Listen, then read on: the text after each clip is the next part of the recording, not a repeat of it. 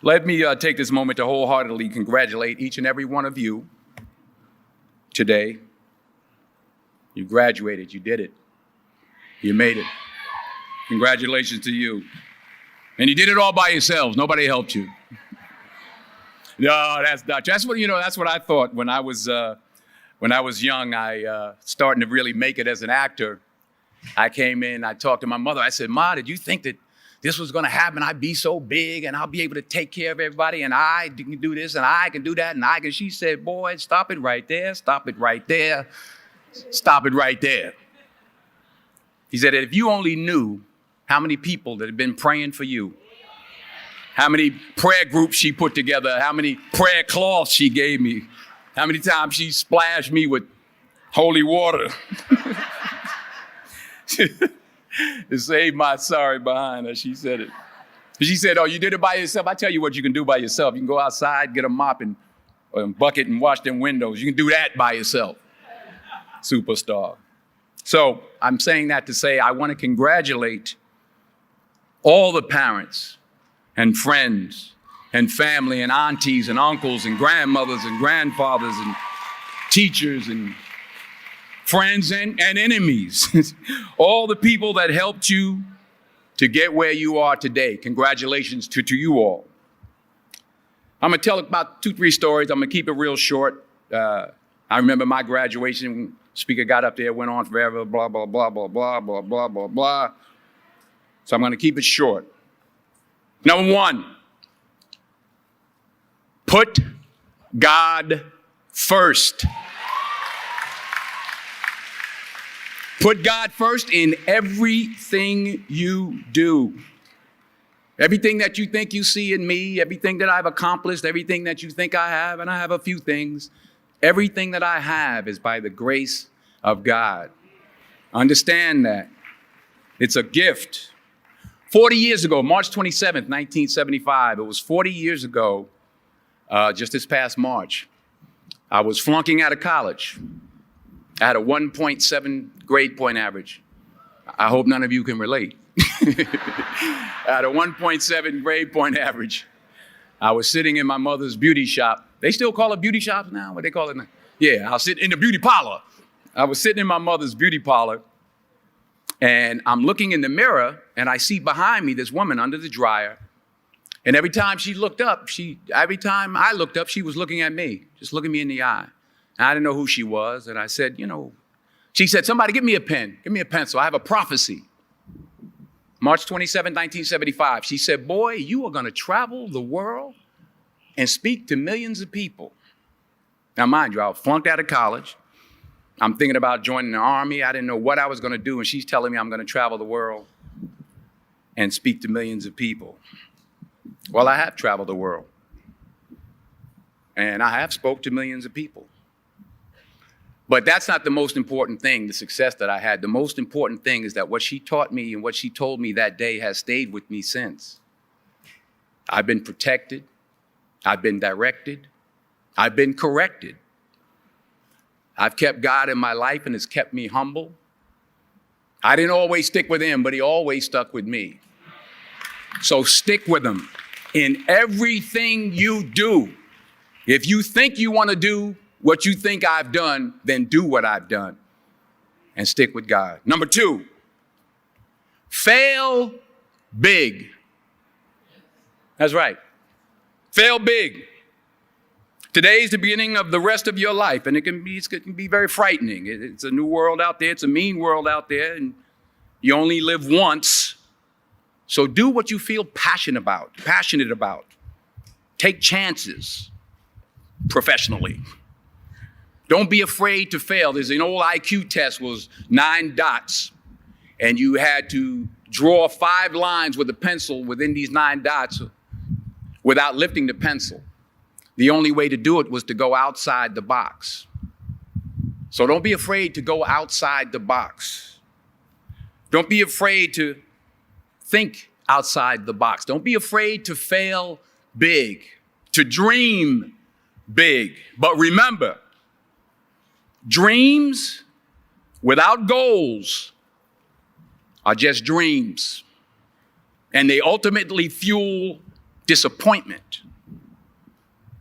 So have dreams, but have goals. Life goals, yearly goals, monthly goals, daily goals.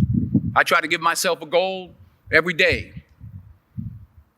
Sometimes it's just to not curse somebody out. Simple goals, but have goals. And understand that to achieve these goals, you must apply discipline and consistency. In order to achieve your goals, you must apply discipline, which you have already done, and consistency every day, not just on Tuesday and miss a few days. You have to work at it every day. You have to plan every day. You've heard the saying, we don't plan to fail, we fail to plan. Hard work works. Working really hard is what successful people do. And in this text, tweet, twerk world that you've grown up in, remember, just because you're doing a lot more doesn't mean you're getting a lot more done. Remember that. Just because you're doing a lot more doesn't mean you're getting a lot more done. Don't confuse movement with progress. My mother told me, she said, yeah, because you can run in place all the time and never get anywhere. So continue to strive, continue to have goals, continue to progress. Number 3, you'll never see a U-Haul behind a hearse. I'll say it again. You'll never see a U-Haul behind a hearse. I don't care how much money you make, you can't take it with you. The Egyptians tried it. They got robbed. That's all they got. You can't take it with you. And it's not how much you have. It's what you do with what you have. We all have different talents. Some of you will be doctors, some lawyers, some scientists, some educators, some nurses, some teachers. Yeah, okay. Some preachers. The most selfish thing you can do in this world is help someone else. Why is it selfish? Because the gratification, the goodness that comes to you, the good feeling that I get from helping others, nothing's better than that. Well, one or two things, but nothing's better than that. Not jewelry, not big house I have, not the cars, but it's the joy. That's where the joy is, in helping others. That's where the success is, in helping others. Finally, I pray that you put your slippers way under the bed tonight, so that when you wake up in the morning, you have to get on your knees to reach them. And while you're down there, say thank you for grace. Thank you for mercy. Thank you for understanding. Thank you for wisdom. Thank you for parents.